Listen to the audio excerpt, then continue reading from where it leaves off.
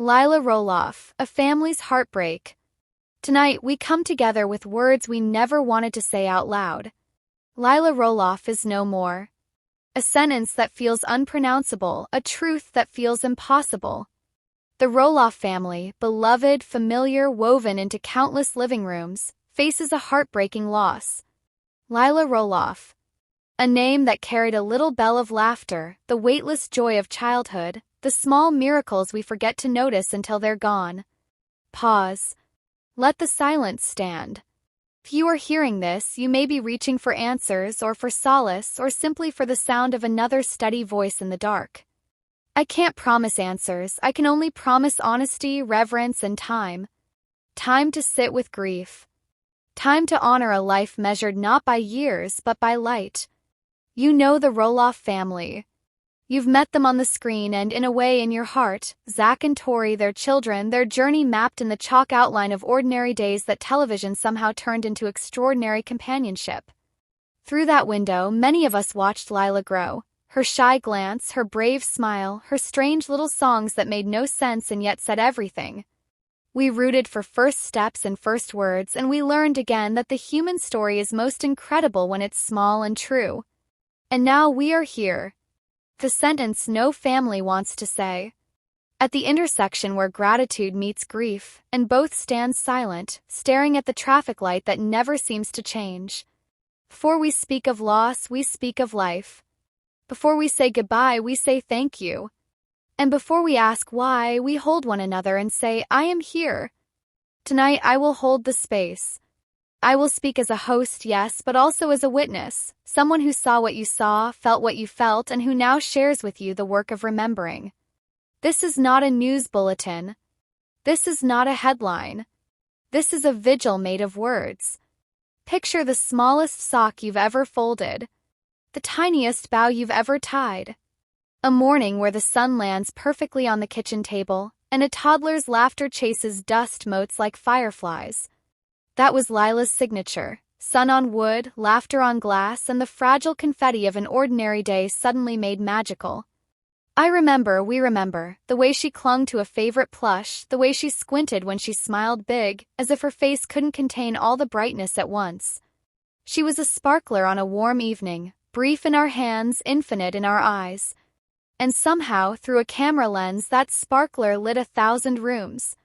She arrived on screen and many of us thought, oh, that's what hope looks like with pigtails.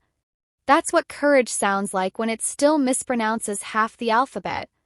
No fame, no followers, no format can explain why some children rearrange our hearts. But Lilah did. Not because we claimed her, but because we recognized something of our own beginnings in her. She was, and remains, a small reminder that life is most itself in the simplest things. A cup of milk, a new word, a hand reaching for another hand without asking who that hand belongs to. Tonight we speak this truth plainly. The Roloff family is grieving. Zach and Tori, siblings, grandparents, a circle of love that grew because that's what love does, it multiplies. They are not characters. They are parents. And this is not content. This is a wound. When a family invites the world into their story, the walls of their home must become both shelter and stage. The miracle and the paradox of the Roloff home was that it stayed, somehow, a home.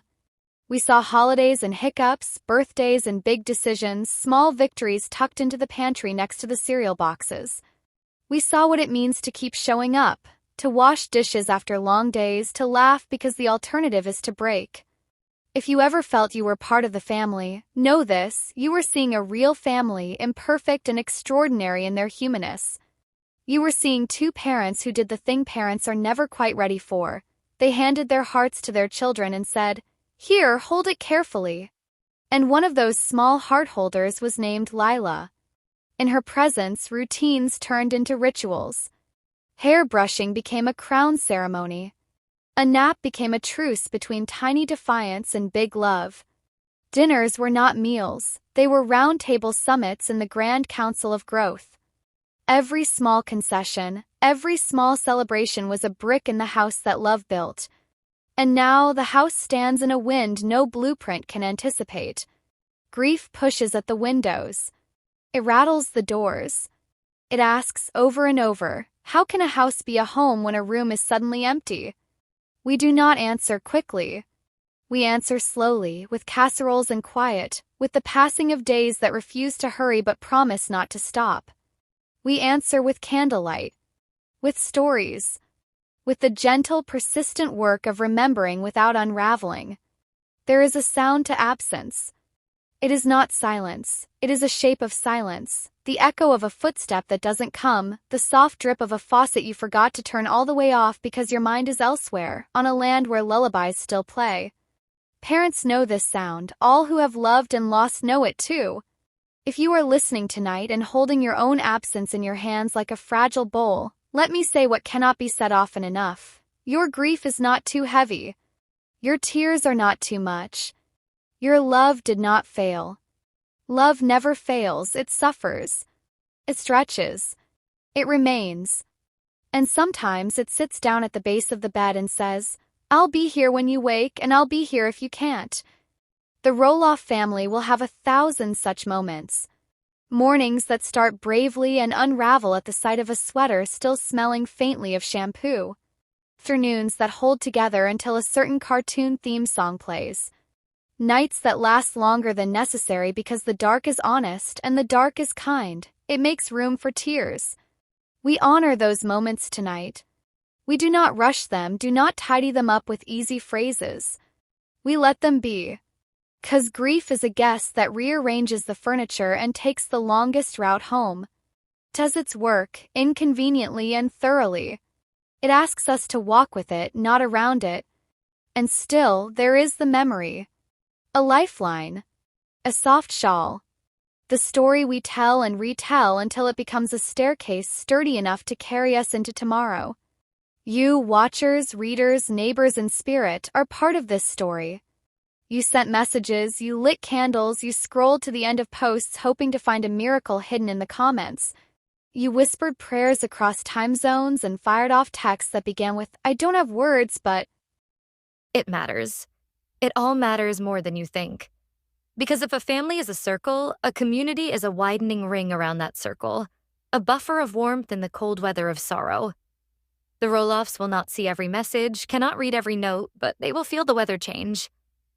That is what love does at scale. It changes the weather. And the weather will change again. Rain, sun. Long gray days that ask for patience. Sudden golden hours that feel like permission to smile without apology. The circle widens, the circle holds. Sometimes someone will ask the question we are all circling. How do you go on? It's a fair question. The answer is not a sentence, it's a practice. You go on by putting one plate on the table, one fork next to it, one glass of water. You go on by taking one breath on purpose. You go on by speaking one story out loud, the one about the trip to the park or the lost shoe that turned up in the pantry, or the way Lilah said, actually, with such conviction that it turned adults into students. You go on by making room for laughter that arrives like a stray cat. Uninvited, skittish, but determined to curl up on your lap anyway. You go on by forgiving yourself for the days when you cannot go on. Those days, the circle carries you. Let's paint a portrait together, not of what we have lost, but of who we were given. Close your eyes if you can. See her. See the tilt of her head, the way she stares down a new idea as if it owes her an explanation.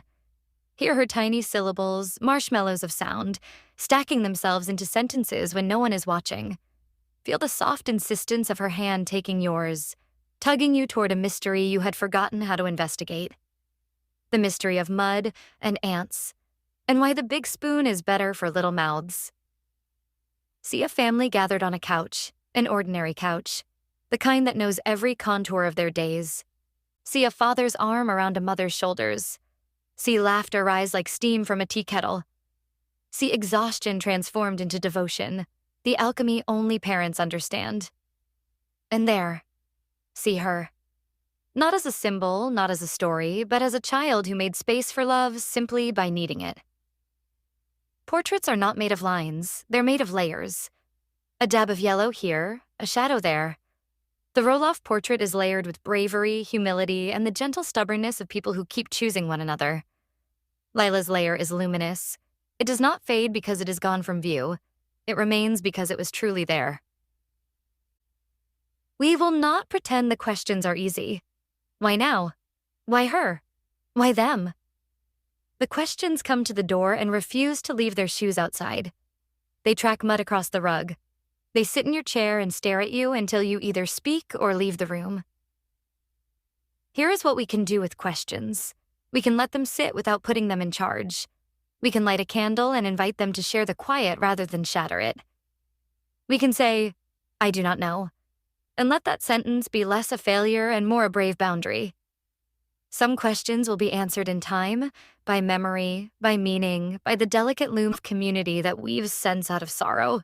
Some will not. And still, there will be love enough to carry us. If you are a friend of the family, offer presence, not solutions. If you are part of the extended circle, offer gentleness, not speculation. If you are a stranger moved by the story, offer respect, not curiosity masquerading as care. The difference matters.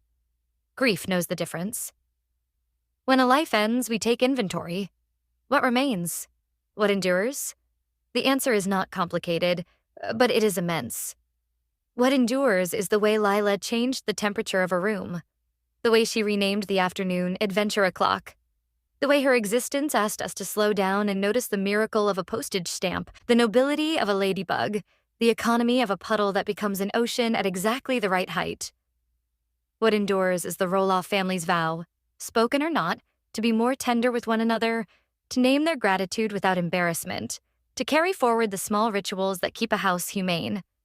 Shoes by the door, books left open, a calendar full of penciled-in maybes that mean we haven't given up on joy. What endures is the imprint on the audience who watched. Not fandom, a quieter thing than that. Recognition. 1,000 households remembering that their own ordinary lives are not props but treasures. What endures is love. Always love. Host.